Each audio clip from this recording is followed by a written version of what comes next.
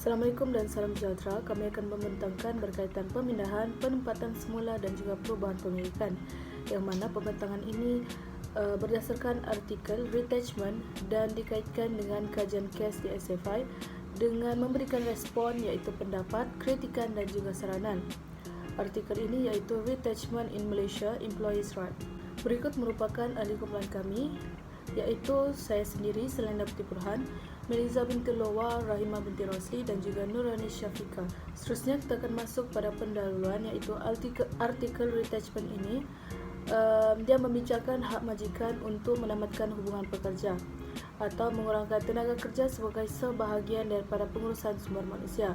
Pemberhentian atau pemberhentian kerja dia selalunya merupakan penyelesaian yang diambil oleh syarikat dalam situasi kewangan yang sukar atau untuk mengekalkan kesinambungan perniagaan.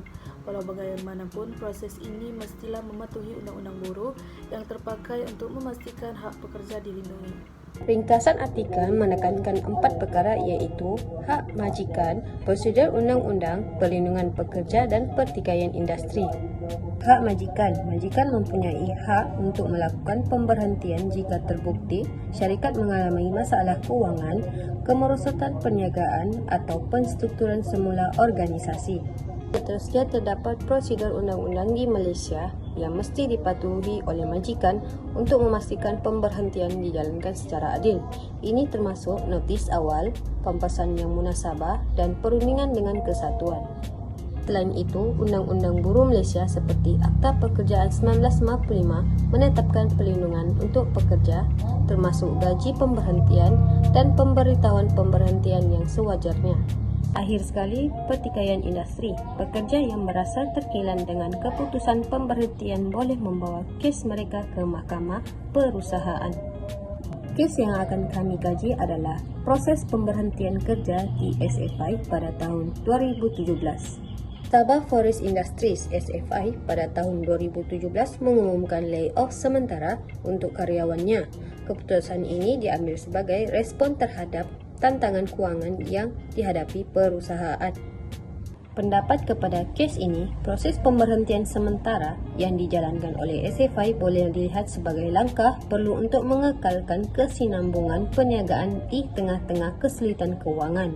Dalam situasi seperti ini, pemberhentian kerja selalunya merupakan penyelesaian terakhir selepas mempertimbangkan semua pilihan lain.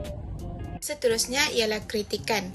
Yang pertama, kepastian undang dan juga prosedur, di mana adalah penting bagi pekerja SFI untuk memastikan proses pemberhentian kerja dijalankan mengikut peraturan buruh yang berkenaan.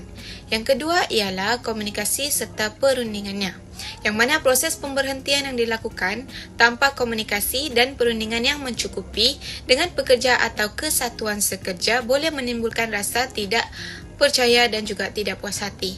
Yang terakhir ialah sokongan untuk pekerja, yang mana pekerja yang terjejas akibat pemberhentian sementara memerlukan sokongan sebagai contoh dari segi kewangan, iaitu untuk pampasan dan juga dari segi pekerjaan baru dan juga latihan semula A. Seterusnya, antara saranan yang dilakukan oleh pihak Sabah Forest Industry ialah dengan mematuhi peraturan pekerjaan. SFI menegaskan bahwa mereka harus memastikan setiap prosedur pemberhentian dijalankan mengikut undang-undang yang relevan. Ini termasuk memberikan notis pemberhentian kepada pekerja tepat pada masanya dan memastikan pembayaran pampasan yang adil dan sewajarnya kepada mereka yang terlibat. Tindakan ini juga bertujuan untuk melindungi hak pekerja dan menjaga keadilan dalam proses pemberhentian pekerja. Saranan yang kedua ialah sokongan dan latihan. Pihak SFI perlu menyediakan program latihan semula atau peningkatan kemahiran untuk pekerja yang diberhentikan supaya mereka mempunyai peluang yang lebih baik untuk mencari pekerjaan baru. Program ini bertujuan untuk meningkatkan kelayakan mereka, memberikan mereka pengetahuan dan kemahiran yang baru serta relevan dengan pasaran kerja semasa. Dengan kemahiran yang lebih baik dan terkini, pekerja yang diberhentikan akan mempunyai peluang yang lebih besar untuk mendapatkan pekerjaan yang baru. Seterusnya membantu mereka kembali ke pasaran kerja dengan lebih mudah dan cepat. Akhir sekali, saranan pemantauan dan penilaian. Pihak SFI perlu menjalankan pemantauan berkala untuk menilai kesan pemberhentian dan mengambil tindakan pembetulan jika perlu. Hal ini membantu dalam menguruskan kesan sosial dan ekonomi akibat pemberhentian. Dengan melakukan pemantauan ini secara konsisten, mereka dapat mengenal pasti di mana pemberhentian mungkin telah mengakibatkan impak yang tidak diingini. Tindakan pembetulan kemudiannya boleh diambil untuk memperbaiki situasi tersebut. Keseluruhan proses ini penting dalam memastikan bahwa kesan sosial dan ekonomi yang timbul daripada pemberhentian dikendalikan secara efektif, serta membantu pihak SFI untuk terus memperbaiki amalan-amalan mereka dalam pengurusan sumber hutan secara berlanjutan.